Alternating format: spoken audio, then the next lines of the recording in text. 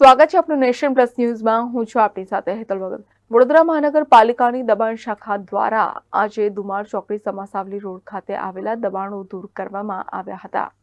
વડોદરા મહાનગરપાલિકા દ્વારા ગેરકાયદેસર દબાણો દૂર કરવાની રોજમરોજ ઝુંબેશ ચાલી રહી છે, ત્યારે પાલિકા દ્વારા માર્કેટ, 4 રસ્તા, મંગળ બજાર, માંડવી, એમજી રોડ, પાણી ગેટ જેવા દબાણો દૂર કરવામાં આવતા નથી, ત્યારે સમાસાવલી રોડ ખાતે આવેલ દુમાળ ચોકડી પાસે લાગેલા દબાણોને દૂર કરવા પહોંચી હતી, ત્યારે સ્થાનિક લોકો આ જગ્યા ઉપર 100 વર્ષથી વધુથી ધંધો રોજગાર કરી રહ્યા છે, ત્યારે પાલિકા દ્વારા આજે દબાણ હટાવવા માટે પહોંચી હતી, ત્યારે લોકોમાં કુતૂહલ જોવા મળ્યું હતું। સ્થાનિક લોકોએ વાઘોડિયાના ધારાસભ્ય ધર્મેન્દ્રસિંહ બાપુને પણ રજૂઆત કરવા છતાં યોગ્ય નિકાલ નહીં આવતા લોકોમાં નારાજગી જોવા મળી હતી અને વડોદરા મહાનગરપાલિકા દ્વારા દર મહિને અહીં વહીવટી ચાર્જ પણ લેવામાં આવે છે અને અહીંના લોકો દ્વારા ધંધો રોજગાર કરીને પોતાનું ગુજરાન ચલાવી રહ્યા છે, ત્યારે પાલિકા દ્વારા અચાનક જ દબાણ દૂર કરવા આવતા સ્થાનિક લોકોમાં આક્રોશ જોવા મળ્યો હતો અને આ જગ્યાના બદલે અમને બીજી જગ્યા આપો, જેથી કરીને અમે ધંધો રોજગાર ચલાવી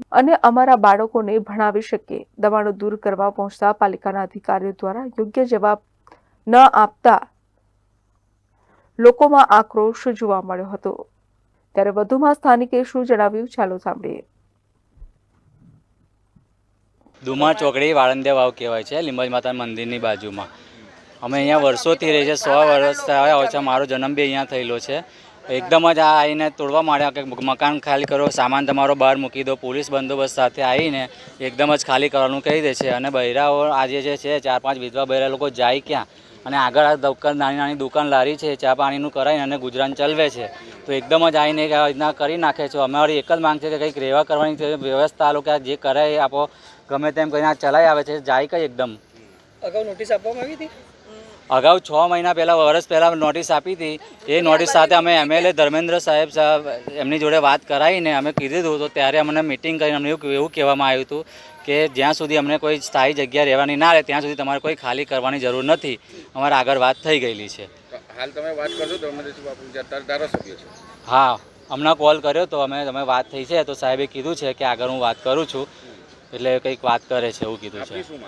અમારી તો માંગ એક જ છે સાહેબ કે જે અમે આટલા વર્ષોથી રહીએ છીએ આ જમીન પર, અહીંયા જન્મ બી થયો, બધી રીતના આજે વિધવા બૈરા લોકો કહે અને જાય ક્યાં। અમારી એક જ માંગ છે કે અમને કંઈક રહેવા કરવાની સુવિધા આપો, ન તો અહીંયા કોઈ કરવાનું ના હોય તો અહીંયા અમને રહેવા દો, શાંતિથી રહીએ છીએ, શાંતિથી ખાઈ પીને, કોઈ અડચણરૂપ છે નહીં, હાઈવેથી 100 મીટર દૂર છે અને કોઈ ટ્રાફિક સમસ્યા નથી, બરાબર છે। તો એવું કહીએ કે અહીંયા અમે રહેવા દો, નાની જગ્યા છે, અમે તો રહીએ છીએ અને કોઈ ડેવલપ ના કરવાના હોય તો અહીંયા રહેવા દે, કાં તો કોઈ સ્થાયી જગ્યા આપી દે અમને। કુમાર ચોકડીને આ વારંદિયા વાય છે, આ માતાજીનું મંદિર ખાતેથી વર્ષોથી ગયડા રહેતા હતા। 56ના કાળનો અહીં બધો છે, વસેલો ગયડો જતો રહ્યો। હવે આ પરજા રહી, અમારે બિન આધારી છે, અમે કશું છે નહીં આગળ પાછળ, અને અત્યારે અમે કઈ જઈએ? 100 વર્ષથી રહે છે બધો। અચાનક શું થયું? લોકો શું કહેવા લાગ્યા? આ લોકો શું કહે છે કે તોડી નાખો ઘરો, તાત્કાલિક તોડ નાખો, તાત્કાલિક। અમે આ ધંધો 10 રૂપિયા કમાઈએ, હજુ દૂધ લાવે એટલે પૈસા કમાઈને ખાઈએ છીએ, નકર મજૂરી કરી ખાઈએ છીએ। કોઈ નહીં, જો મારે ધણી નહીં, મારા છોકરા નહીં, કોઈ નહીં, ખાલી 2 હાહુઓ છે, 2 છોકરો છે, છોકરો આ તોડવાના છે તમને કે જાણ કરી હતી, નોટિસ આપી હતી? ના, કશું નહીં, અમને નોટિસ નહીં આવતા, કશું નહીં। દર વર્ષે આવું કરાવે, વરસ થાય ને એટલે અમને આવી રીતે જ કરાવે, ધમકી આપે, પોલીસ લઈ આવે, બધું લાવીને તાત્કાલિક ખાલી કરો, કાલ અમે જઈએ કઈ અંતર 100 વર્ષથી રહીએ। Report nation plus news Vadodara. સમાચારોના સતત અપડેટ મેળવવા માટે અમારી નેશન પ્લસ ન્યૂઝની YouTube ચેનલને સબસ્ક્રાઇબ કરો, બેલ આઇકન દબાવો અને જોડાયેલા રહો ફેસબુક, ઇન્સ્ટાગ્રામ અને ટ્વિટર પર।